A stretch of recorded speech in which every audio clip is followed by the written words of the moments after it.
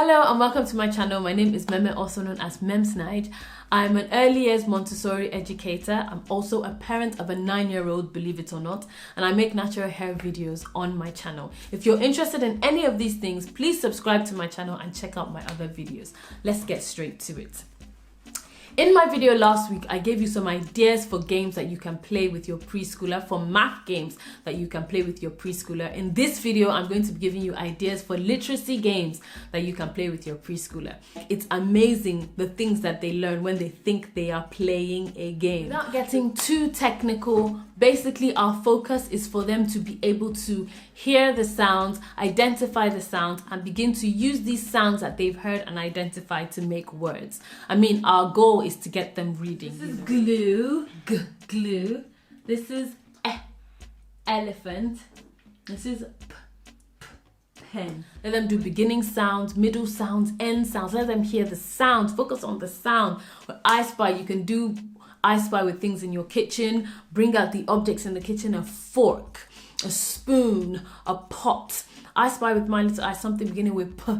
You know, use things in the kitchen, use things in the living room, use things in the bathroom, use things in the bedroom. You know, isolate the things, have them in front of you and play your I Spy game. Let them continue to hear the sounds. And you do end sounds. What's the end sound for pot?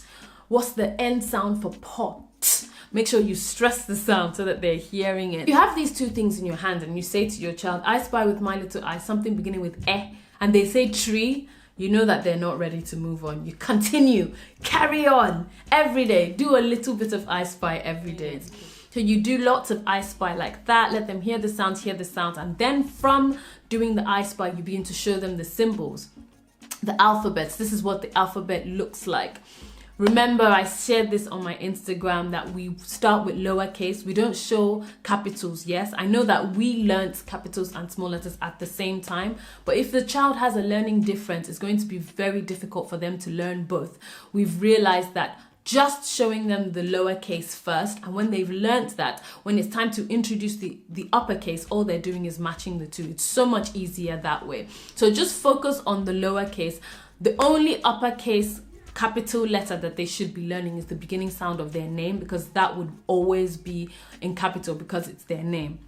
So it's fine when they're writing that and they learn that, but just focus on lowercase. So when you begin to introduce the symbols to the children, show them the lowercase symbol in the funnest way possible.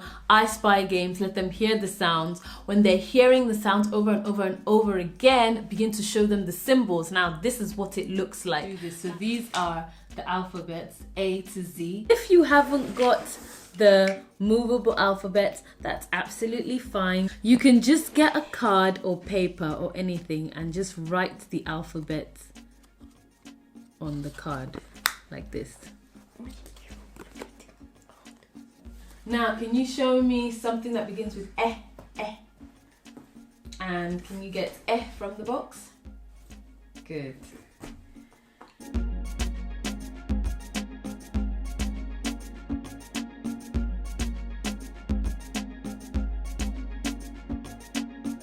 Okay, so my son is 9 years old and he's obviously way advanced for this activity. For the purpose of this video, he's going to be my guinea pig. He's going to be acting as my preschooler. Okay, so now you've introduced the letters. The child knows what the letters look like. The child knows what the letter sounds like. He's matched the beginning sound with the object and he's working like that. Then he starts to write it. So they start practice writing.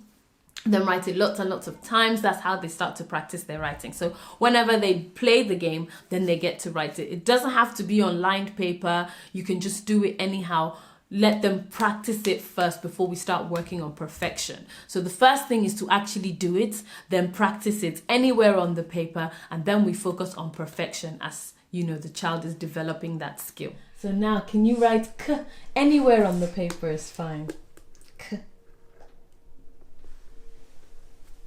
Good.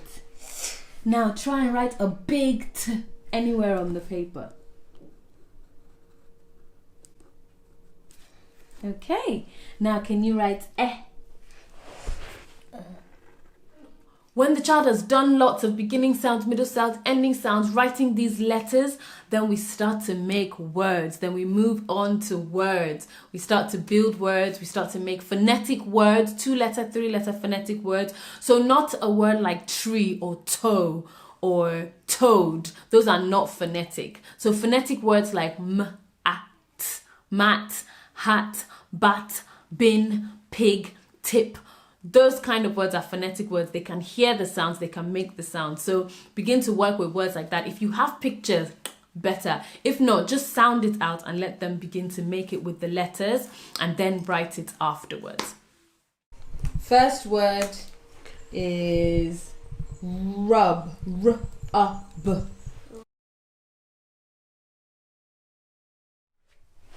Look at all these words you've made. Now, can you write it on your piece of paper? Copy them onto the piece of paper. Okay. The movable alphabet came so in handy for me when my child was much younger. We used it all the time. We played lots of games. We would lay out things in the kitchen and then we would go to the kitchen and be like, what's that? A fork. Okay, can you make the word fork? And he would make the word fork. If you don't have the movable alphabets, you can use fridge magnets. But with fridge magnets, there's only one of each alphabet. So you have to make one word at a time, whereas with the movable alphabets there's multiple of the same letter, so you can make loads at the same time. So yes, you can use fridge magnets, you can use movable alphabets. You can actually write down the letters on a card. Remember, lowercase, write down the letters on a card and then have the children work with that. So either is fine. If you do want to buy the movable alphabets and you live in Nigeria, I know someone who sells them. Just leave me a comment in the comment section and I'll hook you up with someone who sells the movable alphabets so that you can buy one for your home. I would like to say a huge, massive thank you very much to the Grow School Port Harcourt for sponsoring this video, the parents, teachers, and just a lot of people who have been sending me messages saying that these videos are helpful. I totally appreciate it. I appreciate you watching it. I appreciate the children, the pictures, the videos I'm getting from parents showing me their children enjoying the singing stories videos that I'm making, and just parents' feedback saying that these videos are helpful.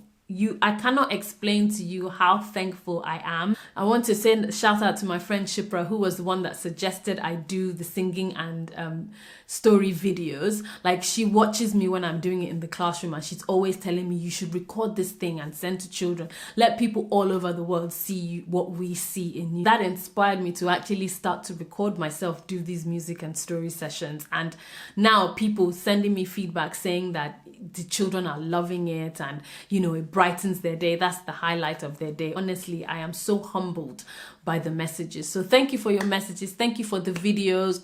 Thanks to all the children. Thanks to all the parents. Thanks to Grove School for sponsoring this video. All the love that I've received over the past couple of weeks since I started doing these videos. Thank you so much. I totally appreciate you all. Yeah, that's the end. I hope these are helpful tips. Look out for my video next week. Until next time, don't forget to spread love, spread positivity, and live to inspire. Bye.